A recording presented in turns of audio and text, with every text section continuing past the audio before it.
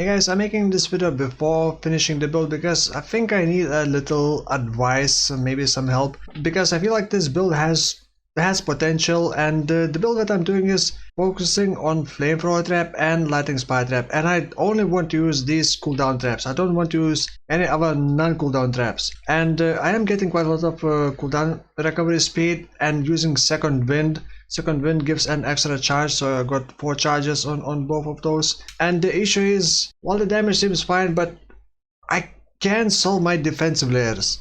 So I am trying to use the Glorious Vanity, which enables this thing. You basically gain 20% of maximum life as extra maximum energy shield. And I'm also using Discipline, but also 50% of non-heals damage bypasses energy shield. So it does seem like I have decent effective HP right now. I'm only level 76, but as you can see in some clips, I get one-shotted very easily, and I'm not even sure why. I do have Born in the Shadows. Born in the Shadows makes blinded nearby enemies are blinded. You also have blind on hit if you are at a distance, and also blinded enemies deal 10% reduced damage. I recently added Enduring Cry, so I sometimes have Enduring Charges. Whenever I don't forget to use them, I got a Wicked Word, so my ES recharge cannot be stopped if it started recently. I do have cast when damage taken with Enfeeble. I got Purifying Flame just to create Consecrated Ground to have some regen, because otherwise I don't have any regen. And no, I'm not gonna be taking this because I'm not spamming traps. I mean, I could get like 4, maybe 5% life regen, but that's not gonna save me. It's not mitigation, it's just regen. Immune to ignites and shocks could be nice, but I don't think that is worth it. From Uberlab I would be getting this one, so I would be taking another 8% reduced damage from area hits, and this also gives a lot of damage to me. The passive is a bit weird. I was previously using Cluster Jewel, but I dropped that to get other points quicker, and I'm just stacking life and ES basically right now, because life also gives energy shield because of this node. Also, I got lucky and got some good nodes, like this 10% max life for one for 1 point. That's great. I got some other good things like spell damage, lighting damage, area damage, area damage, maximum ES. So those are quite alright, but I still don't know what else I can do. I always forget to use Enduring. Oh, I actually noticed that I don't have a defensive flask. I was thinking a couple of versions, just pure life doesn't really work so well because I cannot get enough life. Mind over matter also doesn't work so well because currently I'm only getting life and everything else I need.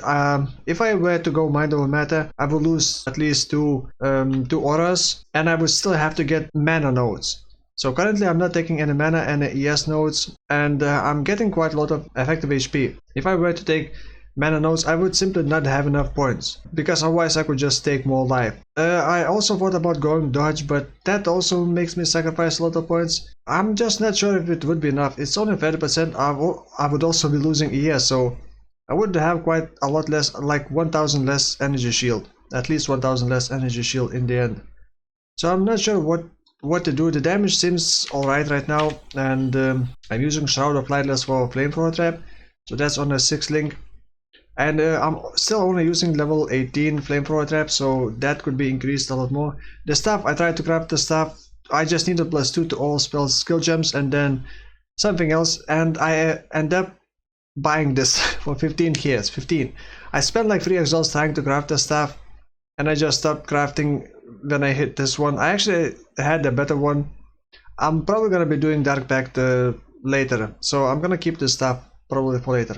And this staff basically fills my needs, I guess. +2 to all spell skill gems works for Flamethrower trap and for Lightning Spire trap. I still need to upgrade items, like rings could be better. I could get dodge boots, and another thing, I am using these gloves to basically ignore any mana requirements. So I use my life to spam traps, and since I don't really spam traps that much, it works pretty well, but I actually had to anoint this thing to have some available mana to use Flame Dash, which also triggers Arcane Surge, which does give more spell damage. And cast speed also affects my trap throwing speed, which actually could be higher. It just feels delay. I think there's nothing you can do about the delay of this build. You just run around, you see the enemy pack, you throw the trap, then you kind of wait a bit, maybe dash through enemies, and then hopefully the trap triggers and finishes those enemies. But after a while it doesn't feel that bad. But once in a while I still run into situations where I just get one-shotted, and I don't even know if I can do anything about that. It's just the kind of playstyle you either wait and play it safe and wait for traps to trigger and finish the enemies, or you just try to be fast and then just become too fast and don't have enough cooldown, so you end up not having trap charges. But yeah, I could still get cooldown recovery speed boots, cooldown recovery speed belt. Boots probably not gonna be changing, but belt I could still get cooldown recovery speed belt. But I still don't know what I can't leech, I can't gain life or ES on hit. I don't have good regen. The regen I think is not an issue with the consecrated ground. It does give quite a lot of regen and it should be enough, but it doesn't heal energy shield. So energy shield, if I start taking damage, then my effective HP just becomes trash. Well, 4.4 thousand life isn't that bad for this level, and I will get close to 5,000 life and over 3,000 ES. But then again, half of the non-physical damage bypasses energy shield, so it's not gonna be that great effective HP, but I can't think of better method. I could go kind of weak mind over matter, not getting too much mana, and maybe using March of the Legion boots. Your auras become kind of on a duration. I haven't played Trapper in ages, and I don't want to play I guess normal Trapper with spammable traps. I really want to play with the Flamethrower trap and Lightning Spire trap, and I don't have room for anything else, kind of. I could change the cast and damage taken setup, but I will need Cold Snap to guarantee chills for this thing. This will give me a lot of things. Increased AoE is needed, less area damage crit multiplier against burning enemies, and the Flamethrower trap do ignite, and when we ignite actually we deal more damage, so that's also good. And then against shield enemies you get 10% LE pen, and that works both for Lightning Spire and the Flamethrower trap. Crit chance against shocked enemies. Should be shocking with Lightning Spire trap. It should be hitting, and Lightning Spire trap hits multiple times, and the AoE can overlap, but you do need a lot of increased AoE. So I was trying to get quite a lot of increased AoE. Right now it doesn't seem to be that great. If I could 6-link the staff, it would be better probably. So yeah, I don't know what's the better approach, how to make this more survivable. I guess I'm very fixated on what I want to use. I mean, you could make this into much better build by using different traps which do not have a cooldown, but then what's the point of using Saboteur and getting these points? What's the point of going for the cooldown recovery speed? What's the point of second wind then and advanced traps? So yeah, by the way, I'm using Flamethrower trap, advanced traps, second wind, combustion, and traps and mine. On Lightning Spire trap, it's added lighting. Turns out added lighting is giving me more damage when control destruction and doesn't lower the crit chance, so that's great, because if I don't crit, it's kind of wasted, because it rolls critical strike chance on trap trigger, not on every single hit. So either all hits do critical strike or none of them critical strike. So if it doesn't crit, it's kind of wasted trap charge, and of course advanced traps and second wind linked to that. By the way, using Hail Negator, and that works very well on a hybrid life ES build, because when you take a savage hit, and savage hit is 15% of maximum HP, it's only HP, it's not of the energy shield or mana, but it's specifically for HP. So if I take 15% of my HP in a single hit, I recover 3% life and ES per spirit charge, and the spirit charge is based on the Abyss Jewels you have. So I will be getting, I believe, 3 more Abyss Jewels. I could get one in here, 2, and then 3. Yeah, it seems like up to 3 more jewels. So let's say between 7 and 8 spirit charges. Yeah, if I get 7, it's gonna recover 21% life and yes. But that's still not enough, and it takes time for them to recharge. It's one spirit charge per every second, so it will still take 7 seconds to get full charge, so it would work better with the dodge. But the issue, if I get dodge, it lowers ES. If I go for the phase acro, it lowers ES.